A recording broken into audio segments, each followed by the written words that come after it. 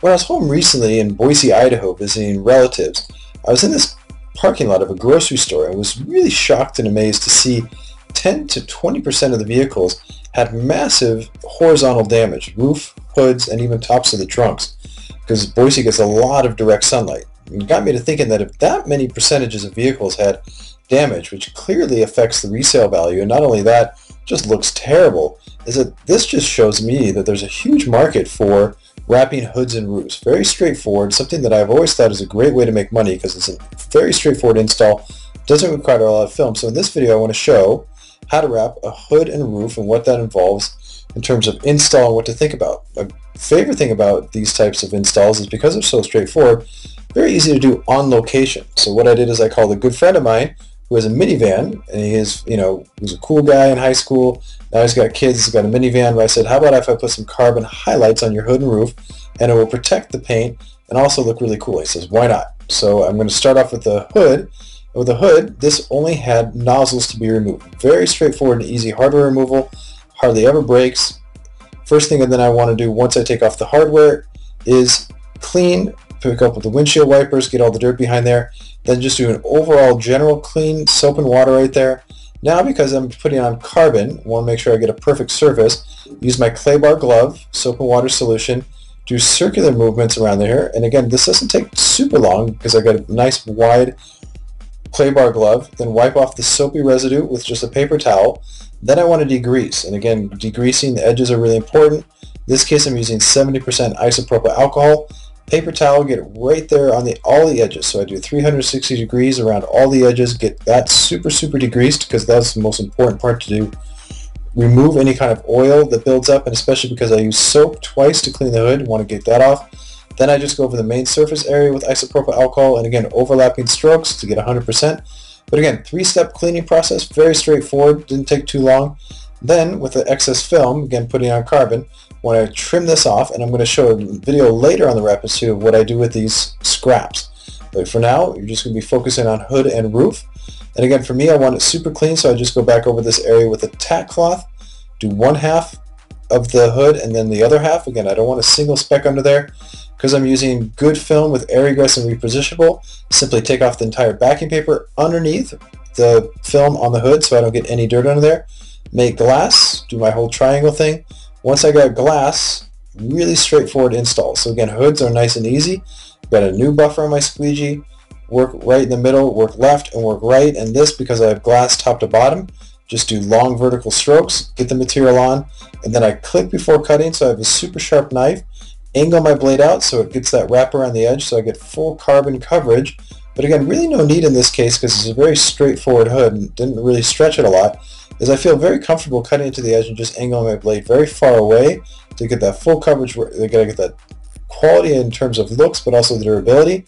Pop open the hood and just go with my heat gun 360 degrees, seal all the edges, cut up the nozzles for the windshield wipers there, flip the hood back down, then I just do the check over with a heat gun over the entire hood, just check for bubbles and anything that doesn't look right, edges that are lifting. So again, very straightforward on the hood. This roof, and some roofs especially, you'll see later on other examples of hoods, very straightforward. You might not even have to remove hardware. In this case, it's just simply the rack on the top had both top sides in the middle. So again, not super hard to take off. Did take a little bit of time, and then I take off these little strips here. But again, nothing major with the roof of that antenna. Is very easy to work around, no need to take that off. Once I take off the roof rack, the first thing you want to do is clean that gap there in between the sides and the roof. For me, just to be safe, I'm just going to take masking tape now, because normally I would take an air compressor if I was at my shop, but because I'm on location, I don't have that luxury. To blow that dirt out, and then I slide the moonroof in, make sure that's nice and open so I can clean it. Squeegee and a paper towel, dig behind any kind of rubber molding that's usually between the windshield and the roof. Then I clean with soap and water, then go back over again with the clay bar glove. Want to make sure I get that perfect surface. And again, lots of roofs have the little kind of specks on it from sap from trees, so again, the clay bar glove is particularly good for that. And again, I got minor recessed areas on the top, so I make sure I get those nice and clean and degreased. Again, isopropyl alcohol, very straightforward. Lower the surface energy of that antenna, so I get a nice, easy workaround there. Got the tack cloth again, one more time, very straightforward step.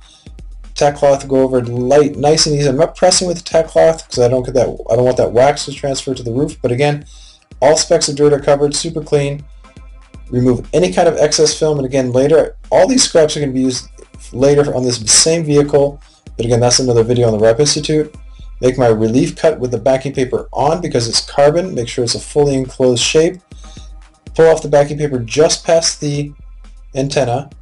Create my hinge left to right, the permanent hinge. Create my glass around the antenna.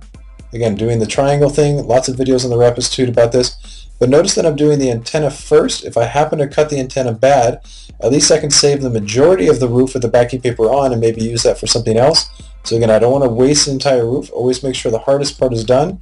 Now that the antenna is nice and clean and tight, pull off the backing paper, create glass, nice and easy. Again, using really good carbon here that has really easy repositionable factors so that I can work by myself. Maybe a little extra than more aggressive film, but the fact that I can work by myself means I make all the money for myself. Tuck the material into the front. Make sure I tuck all the way into the moonroof right there. Cut it to the side. Now I want to tackle those recessed areas. Put on my application glove, soap and water, and again, notice I'm just standing on the base of the sliding door there in the minivan. Again, they have all their kids running in and out. The car's already dirty. Otherwise, I'd line that with either pre-mask or scrap paper. Always with recessed areas, I'm doing the corner of the recessed area first. So I take the glove and do one half of the recessed area there. All the air is escaping towards the back there. Again, camera pulls back. I work up towards the front and I'm going to start doing the other corner. So don't do the flat part and work towards the corner. Always do the corner and then do the flat last. So again, I just got in there with the side of my glove in there. Always pulling, never pushing with the application glove, and now I just use my thumb, work that section in the middle. Very straightforward. The same thing with all the recessed areas, same technique, corners, flat. Then I go over the entire area with my glove just to check for tiny little bubbles. Again, on the side, this one has a nice dip in the deep part there. So again, I just tuck it into the very base, but again, no need to wrap the full flush bottom. So again, not super difficult on this roof because again, not super deep recessed area, but even then, just to be safe, I go back and post-heat it. And post-heat the corners of the moonroof just to be safe because even I stretched it a little bit in there. Then, once I'm done, very straightforward install. Little tip there is some microfiber towels have little white tags on them. I tear that off because that might scratch the carbon. If it was gloss, I might not worry about that, but again, carbon, I don't want to scratch this because it scratches easily because it doesn't have a lamination layer built in. And what I'm doing here is I'm using aftercare product, protect the whole roof, makes a nice good shine. Also, it cleans and wipes off the handprints. Once the roof is in perfect condition with no fingerprints, it looks all protected with aftercare. Reinstall the roof rack. Again, very straightforward. Just make sure I don't scratch the roof when I'm putting it on. So again, very careful when I put it on. Click everything in, bolts all go in nice straightforward.